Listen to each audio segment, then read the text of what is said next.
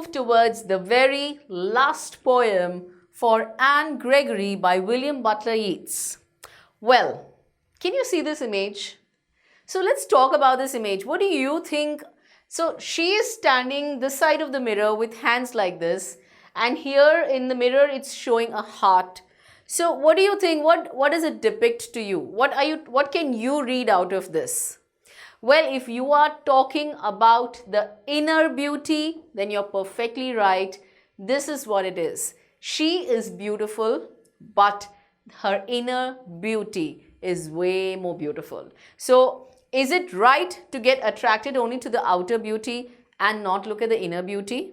Yeah. And then initially you get so attracted with the outer beauty, you just get so fascinated, and you feel really, oh, that girl, or maybe the girl is beautiful or the boy is handsome. But then eventually when you start getting to know, you start getting to know the real person, that's where fights begin and discussions and arguments and then breakups, right? So this is what we're going to learn from this poem. You need to actually focus more on the inner beauty rather than only the outer beauty. So let's go ahead and see what we have in store.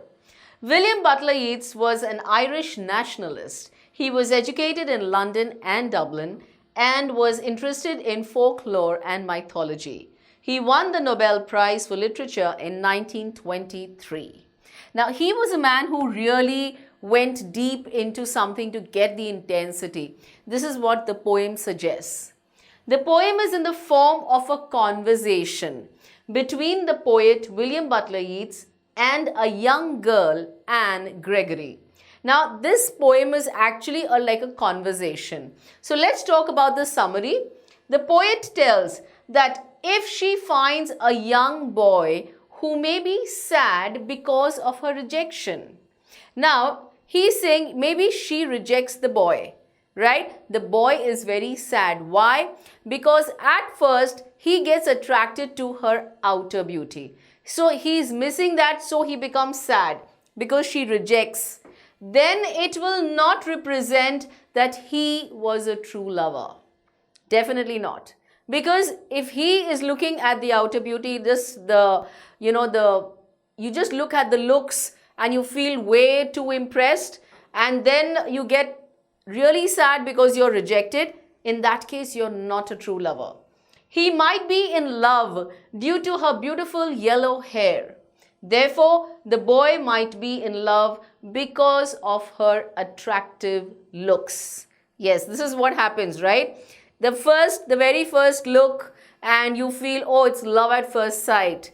But that time you have not even known the person. You don't know the inner qualities. You don't know the nature of that person. So love at first sight may get you in a very poor plight. I guess so. Hope not. According to poet, true lover will be the one who will love for the inner qualities and not for the looks. Anne says that she will change her looks with hair color into some other color, and hence she will try to become less attractive. She says, okay, I can do one thing. Instead, like if people, really falling for my looks, I could probably, change the color of my hair, make it some different color so that I look less attractive, and then let the right person come to me. I don't want the person, loving me for my looks. This is because she might get true love for herself. She wants to do this because she's actually looking for true love. So in spite of that, odd look, also if the person really accepts her, then that's true love. At last, the poet explains to her that according to some religious man, only God loves us for what we are, for how we are. It is only God whose love is unconditional. And after God comes your mother. Mother's love is unconditional. For that matter, it's your father too, basically your parents. Their love is unconditional, right? But here, what he's saying is, don't expect that from others. It is only God who will accept you just the way you are. So let's see. This is how, this is all the poem is telling us.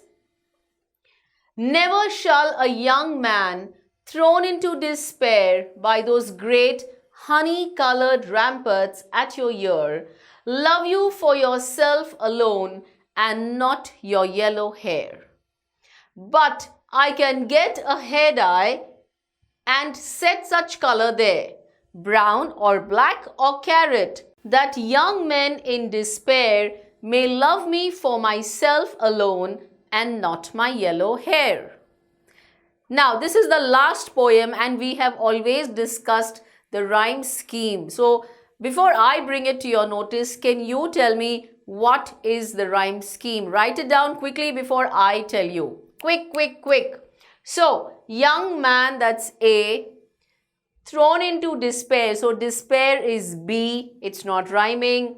By those great honey colored. C. Not rhyming. Ramparts at your ear. It's B. Now, it is similar to despair. So, B. So, it's A, B, C, B. Love you for yourself alone. Doesn't match. So, D. And not your yellow hair. So, despair, ear and hair. All coming in the same. So, it is B. So, it is A, B, C, B, D, B. I hope you got it right. This follows the same. Right? Let's move further. I heard an old religious man but yesternight declare that he had found a text to prove that only God, my dear, could love you for yourself alone and not your yellow hair. Beautiful poem. It's actually telling you that, it's God ultimately who, has total unconditional love for you. So yeah, we spoke of the rhyme scheme. Now let's talk of the poetic devices that have been used in this poem. Alliteration. Come on, now let's go without, reading that. So alliteration is what? Yes, repetition of the first letter in the same line. Repetition of the first letter, generally a consonant. Very good. What is anaphora? Anaphora is when you are talking about the same word at the beginning of a sentence, repeating a sequence of words at the beginnings of the neighboring clauses. Yes, at the beginning. And if I talk of metaphor, it's a word or a phrase used to represent something else. It actually talks of something. The adjectives of one are given to the other. It actually is talking about something else, but what is given is different. So these are your figures of speech that have been used. Now let's head on further and now talk about the meanings of the difficult words. Yes, so here we go. Never shall a young man thrown into despair, despair as in sadness, by those great honey-colored ramparts at your ear. Ramparts are the high and wide walls around a castle or fort. So I'll just show this to you once again. We already have a picture here. Okay, here it is. Can you see these ramparts? Right? These are the huge wide walls. So those have been compared to the girl's hair. Alright. Love you for yourself alone and not your yellow hair. So once you get the meanings, let's move further to the explanation. The poet says to the girl that a young man can become helpless if she rejects him. Now he is helpless because she is rejecting him. Probably she did not find him appropriate. This doesn't mean what he felt for her was true love in his heart. It was her beautiful hair with which he had fallen in love. Now that's where he had fallen in love, with her beautiful hair. She had those lovely, long, beautiful, honey-colored hair. The girl has very beautiful hair which fall on her ears and seemingly protect them just like a boundary wall protects the fort. So you saw the ramparts. Now these the locks of her hair are probably protecting her ears just like the ramparts of the fort. So here the poet is pointing out at the reality which many people face during their youth. Guess you have already faced, maybe, maybe not. Wish you luck. that they are liked by the opposite gender, not because of their inner beauty, but because of their appearance, the way they look, just like that, right? So these days you have the social media, you have so many people putting up fake pictures and coming with fake IDs. You got to be really careful. Yeah, so social media is all full of it, we are all totally aware, but yes, play your part well. Moving further, okay, so we have just one figure of speech here. By those great honey-colored ramparts at your ear. As in, honey-colored, we spoke of her hair, those golden-colored. Now, ramparts are those walls, but here the walls are being compared to the hair, right? Honey-colored is adjective actually for the hair, not for the ramparts. But here, that's metaphor. That's why I said, no, the adjective shifts from one noun to the other. This is actually talking of hair, so it is metaphor. Moving further, but I can get a hair dye and set such color there, brown or black or carrot, that young men in despair may love me for myself alone and not my yellow hair. So despair, we are already aware, it's sadness. That young men in sadness may love me for myself. They will love me for me, not for my hair, not for the materialistic thing, the actual qualities that are there within me. Anne replies by saying that she has a solution for this situation. So if people are actually going to love her just for her hair, she would definitely want to do something about it so that they get attracted to the way she is from her heart, not from her looks. She can dye her hair and change the color into black, brown or carrot, as this will no longer make her look attractive. That will not make her look attractive. She will be less attractive. Maybe then she will be able to find the young man who will love her inner beauty and not her appearance. So she is looking for that lover. She is looking for that soulmate who will actually love her for what she is by nature, by qualities, not by the looks and appearance. Well, looks can be deceptive. We've heard that, haven't we? And we have alliteration, the figure of speech in lines 7 to 12.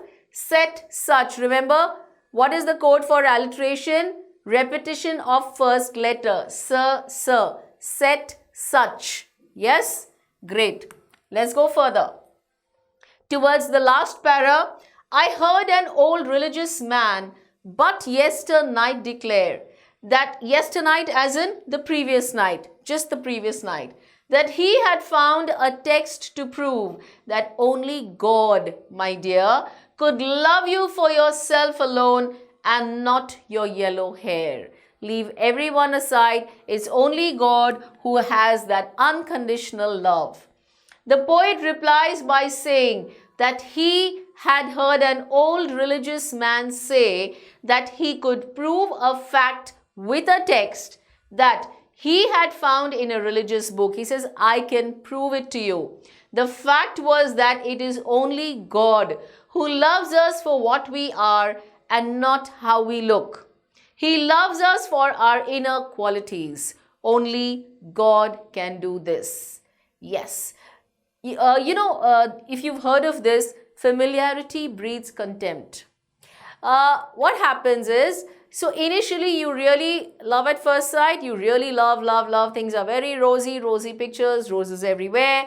Gradually come the thorns. So once you start getting familiar with that person, you start discovering and exploring that person, the qualities, the character, lots of things. And that is when you feel, oh, was it a right choice or not? That matters then. That is how you actually come to a conclusion that, oh, did I really make the right choice? Well, then it all depends on your circumstances.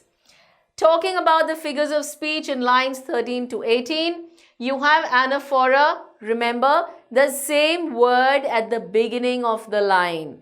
So both the lines are beginning with the same word. So it's anaphora. And again we have alliteration. He had, her, your, yellow, year. Repetition of the first letter, yes, generally a consonant. And this is what we should do. All love comes from within. Remember that. It's all from within. See, why do we never, we do get upset. We do have sort of discussions probably with parents. But then again, eventually we are back. Even they forgive and even we forget. But that's how we need to move on. We cannot break up with them. Likewise, it should come, with everyone. We should love from within. The best and most beautiful things in this world cannot be seen or even heard, but must be felt with the heart. Beautifully said by Helen Keller. You have to feel those feelings. It's all about feelings.